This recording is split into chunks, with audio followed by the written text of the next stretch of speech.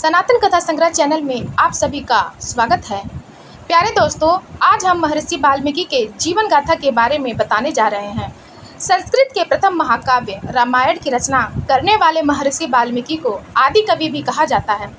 वाल्मीकि जी के आरंभ काल की कथा बड़ी रोचक है।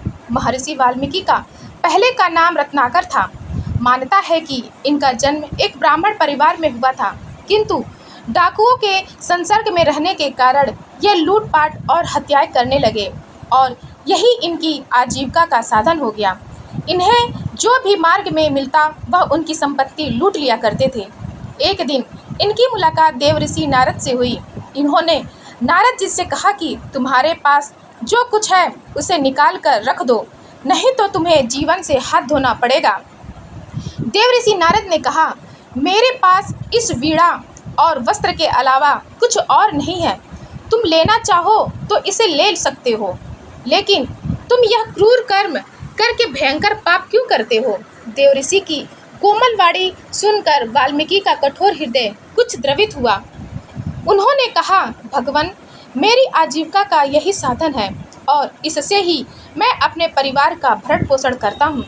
देवऋषि बोले, तुम अपने परिवार वालों से जाकर पूछो कि वह तुम्हारे द्वारा केवल भरण पोषण के अधिकारी हैं या फिर तुम्हारे पाप कर्मों में भी हिस्सा बटाएंगे। तुम विश्वास करो कि तुम्हारे लौटने तक हम यहाँ से कहीं नहीं जाएंगे। वाल्मीकि ने जब घर आकर परिजनों से उक्त प्रश्न पूछा तो सभी ने कहा कि यह तुम्हारा कर्तव्य है कि हमारा भरण पोषण करो, परंतु हम तुम्हारे पाप कर्मों में क्यों भागीदार बने? परिजनों की बात सुनकर वाल्मीकि को आघात लगा। उनके ज्ञान नेत्र खुल गए। वह जंगल पहुँचे और वहां जाकर देवऋषि नारद को बंधनों से मुक्त किया तथा विलाप करते हुए उनके चरणों में गिर पड़े और अपने पापों का प्रायश्चित करने का उपाय पूछा। नारद जी ने उन्हें धैर्य बंधाते हुए राम नाम के जप की सलाह दी, लेकिन वाल्मीकि ने भयंकर अपराध किए थे, इसलिए वह राम राम का उच्चारण करने में असमर्थ रहे। तब नारद जी ने उन्हें मरा मरा उच्चारण करने को कहा। बार बार मरा मरा कहने से राम राम का उच्चारण स्वतः ही हो जाता है। नारद जी का आदेश पाकर वाल्मीकि नाम जप में लीन हो गए। हजारों वर्षों तक नाम जप की प्रबल निष्ठा ने उनके संपूर्ण पापों को धो दिया। उनके शरीर पर दीमकों ने बांबी बना दी। दीमकों के घर को वाल्मीकि कहते हैं। उसमें रहने के कारण ही इनका नाम वाल्मीकि पड़ा।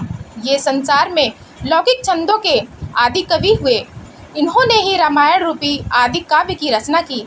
वनवास के समय भगवान श्री राम ने इन्हें दर्शन देकर कृतार्थ किया। सीता जी ने अपने वनवास का अंतिम समय इनके आश्रम में बिताया। वहीं पर लव और कुश का जन्म हुआ। वाल्मीकि जी ने उन्हें रामायण का गान सिखाया। इस प्रकार नाम जप और सत्संग के प्रभाव से वाल्मीकि डाकू से ब्रह्मऋषि बन गए। प्यारे श्रोतागण, श्री महर्षि वाल्मीकि का यह कथा आपको अगर अच्छी लगी हो तब आप हमारे चैनल सनातन कथा संग्रह को लाइक करें, शेयर करें और सब्सक्राइब करें। धन्यवाद।